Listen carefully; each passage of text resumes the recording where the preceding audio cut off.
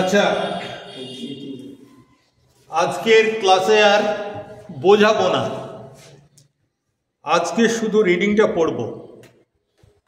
রিডিংটা পড়ে দেখি আমরা কতটা বুঝতে পারি, শুধু রিডিংটা পড়ে। আগে পর্যন্ত আমরা কি জেনেছিলাম? গরুর গাড়িতে করে এরা যাচ্ছে, রাস্তা মানে একটা নালার মতো কাদা রাস্তা, এবং সেটাও জঙ্গলের মধ্য দিয়ে। সময় মনে হচ্ছে স্তব্ধ, সময় দ্বারা বন্ধ হয়ে গেছে, আচ্ছন্ন অবস্থায় ছিল। হঠাৎ টিন বাজানোর শব্দে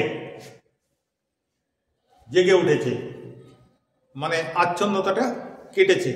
তখন জানা গেল যে এই জঙ্গলে বাঘ থাকে, আর সেই বাঘকে তাড়ানোর জন্য গাড়োয়ান টিন বাজাচ্ছে। তো ভয় পেয়ে গেল একটু, যে জঙ্গলে বাঘও আছে, আবার টিন পেটালে বাঘ আবার দূরে যায় নাকি, এরকম হয়? তো গাড়োয়ান ওদেরকে বলেছিল যে না, বাঘ মানে চিতাবাঘ, আর যদি তার পেট ভর্তি থাকে, যদি ক্ষুধার্ত না থাকে, তাহলে সে এদিকে ধারে কাছে ঘেঁষবে না, টিনের আওয়াজ শুনে আর এদিকে আসবে না। এতটা পর্যন্ত আমরা আগের ক্লাসে করেছি, বোঝানো হয়েছে। এরপর আর বোঝাবো না, এরপরে আমরা ইয়েটা করব, শুধু রিডিংটা পড়ব। তবু মাঝে মাঝে দু একটা জায়গা আমি প্রশ্ন ধরব, তোমরা বুঝতে পারছো কিনা জানার জন্য। মহানগরী থেকে মাত্র 30 মাইল দূরে ব্যাঘ্র সংকুল এইরকম স্থানের অস্তিত্ব কিভাবে সম্ভব? আপনি যতক্ষণ চিন্তা করবেন ততক্ষণ সেই গরুর গাড়ি বিশাল একটি মাঠ পার হয়ে যাবে। মহানগরী মানে কোন জায়গার কথা বলা হচ্ছে? এখানে মহানগর মানে কলকাতা। তাহলে মহানগরী থেকে মাত্র 30 মাইল দূরে ব্যাঘ্র সংকুল এরকম স্থানের অস্তিত্ব কি করে সম্ভব? আপনি যতক্ষণ চিন্তা করবেন ততক্ষণে গরুর গাড়ি বিশাল একটি মাঠ পার হয়ে যাবে। আকাশে তখন কৃষ্ণপক্ষের বিলম্বিত ক্ষয়িত চাঁদ বোধহয় উঠে এসেছে। তারই স্তিমিত আলোয় আবছা বিশাল মৌন সব প্রহরী যেন গাড়ির দুপাশ দিয়ে ধীরে ধীরে সরে যাবে। প্রাচীন অট্টালিকার সেসব ধ্বংসাবশেষ, কোথাও একটা থাম, কোথাও একটা দেউড়ির খিলান, কোথাও কোনো মন্দিরের ভগ্নাংশ, মহাকালের কাছে সাক্ষ্য দেওয়ার জন্য, সাক্ষ্য দেওয়ার আশায় এরা হয়তো দাঁড়িয়ে আছে। ওই অবস্থায়, কি অবস্থায়? গরুর গাড়িতে ওরা যে অবস্থায় আছে, ওই অবস্থায় যতখানি সম্ভব মাথা তুলে বসে কেমন একটা শিহরণ সারা শরীরে অনুভব করবেন। জীবন্ত পৃথিবী ছাড়িয়ে অতীতের কোনো কুজ্ঝটিকাচ্ছন্ন স্মৃতি লোকে এসে পড়েছেন, এইরকম ধারণা আপনাদের হবে।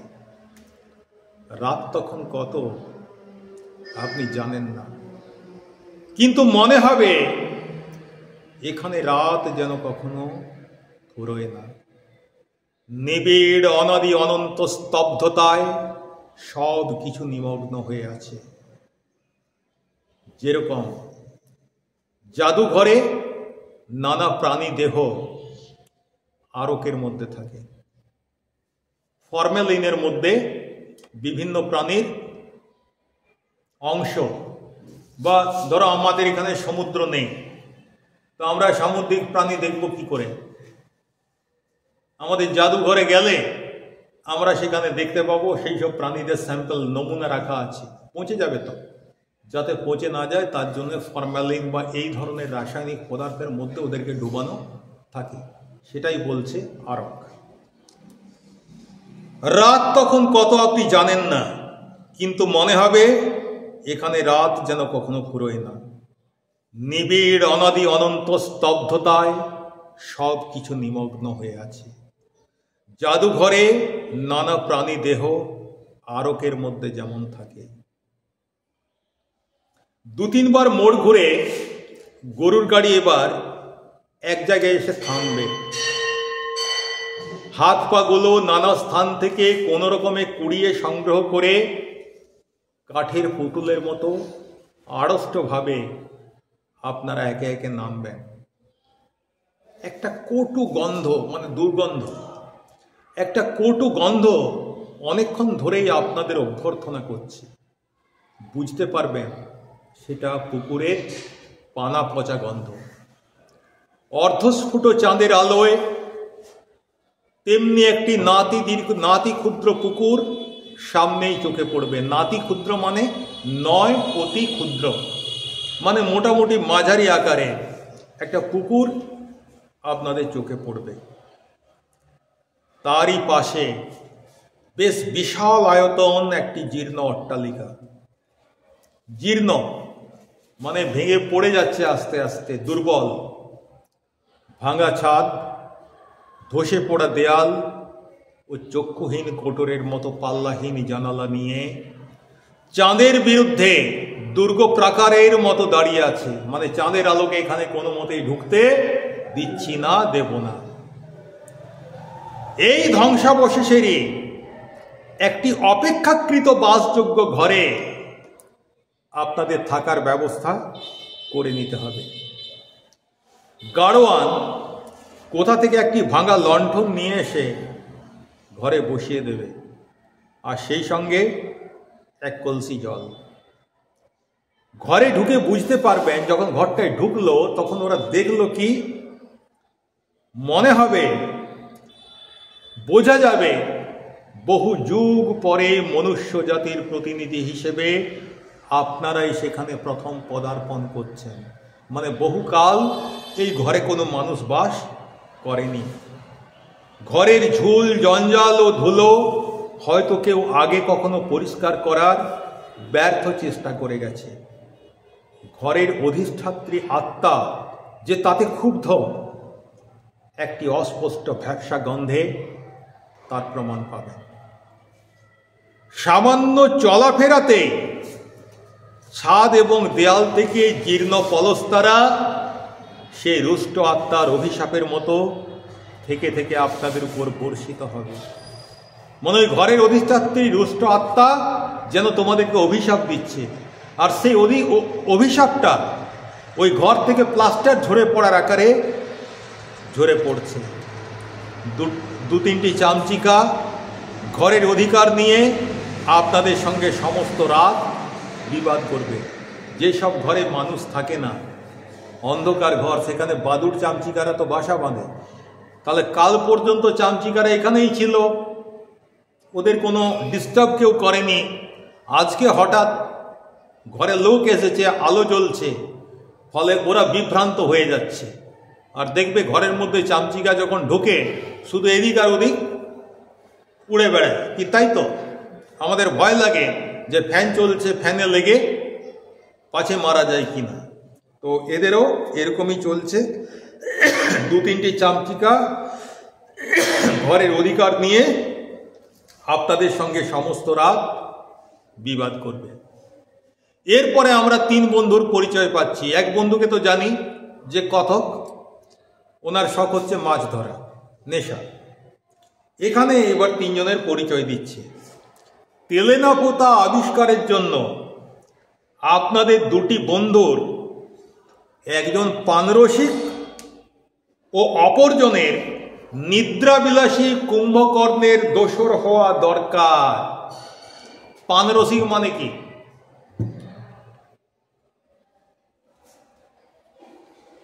জানিস? তোদের মধ্যে কেউ কেউ থাকতে পারিস, আমার সন্দেহ আছে। পান পান ইংরেজিতে কি বলে? ড্রিঙ্ক। এবার বুঝতে পারছিস পানরসিক মানে কি? কি? মানে মদ খেতে ভালোবাসে। আর আরেকজন হচ্ছে নিদ্রাবিলাসী, সে কুম্ভকর্ণের দোসর। কুম্ভকর্ণ একবার ঘুমোলে কদিন উঠতো না? 6 মাস। তাই কেউ যদি খুব বেশি ঘুমায় বলে, কি রে তুই এবারটা কুম্ভকর্ণের উপরে হয়ে গেলি, তাহলে সঙ্গে যে দুজন এসেছে, একজন কি জন্য এসেছে? চলো বিন্দাস গ্রামের পরিবেশে যাই, হ্যাঁ ওখানে ঘুরে বেড়াবো একটুকু নির্মল বাতাসে, আর গাছতলায় বা অন্য কোথাও বা ঘরের মধ্যে মদের বোতল নিয়ে বসবো, বিন্দাস এনজয় করব। আর আরেকজনের কি? আরেকজনের ওসব নাই, ও ঘুমোতে পারলেই খুশি, মানে একটু অলস প্রকৃতির আর কি। তাহলে এরা যে তিনজন গেছিলেন, তিনজনের মধ্যে একজন মাছ ধরতে ভালোবাসেন, একজন মদ খেতে ভালোবাসেন, আর একজন ঘুমোতে ভালোবাসেন। তো ঘরে যখন ঢুকলেন, কথকের মাথায় বিভিন্ন রকম চিন্তা, আর এদের ব্যাপারটা কি দেখলাম, ঘরে পৌঁছতেই মেঝের উপর কোন রকম শতরঞ্জির আবরণ পড়তে না পড়তেই একজন তার উপরে নিজেকে বিস্তৃত করে নাসিকা ধ্বনি করতে শুরু করবেন। মানে ঘরটা খুব পরিষ্কার পরিচ্ছন্ন তো নয়, কেউ তো বসবাস করে না, কেউ হয়তো ঝুলটুল ঝাড়ার চেষ্টা করে গেছে, খুব একটা সুবিধা হয়নি, কিন্তু ওর মধ্যেই থাকতে হবে। শতরঞ্জি পাতা হলো, পাতা হওয়ার সঙ্গে সঙ্গে এক বন্ধু কি করলো, শুয়ে পড়ে নাক ডাকতে শুরু করলো, কোনো টেনশন নাই, ঘুমিয়ে গেল। আরেক বন্ধু কি করলো, ওই শতরঞ্জির একধারে বসে মদের বোতল আর জলের গ্লাস বের করে সে আপনার তার জগতে ঢুকে গেল। রাত ক্রমশ বাড়তে লাগলো। আর লণ্ঠন মানে আমাদের হ্যারিকেন লণ্ঠন, ঠিক আছে? হ্যারিকেন দেখেছিস? হ্যারিকেনের যদি পলতেটা ঠিক মতো সমানভাবে কাটা না হয় তাহলে কি হয়? কালি ওঠে, আস্তে আস্তে কাঁচটা কালো হয়ে যায়। তো এখন রাত বাড়ছে, আর ওই হ্যারিকেন লণ্ঠনের কাঁচটা আস্তে আস্তে কালি জমতে শুরু করেছে, ঠিক আছে?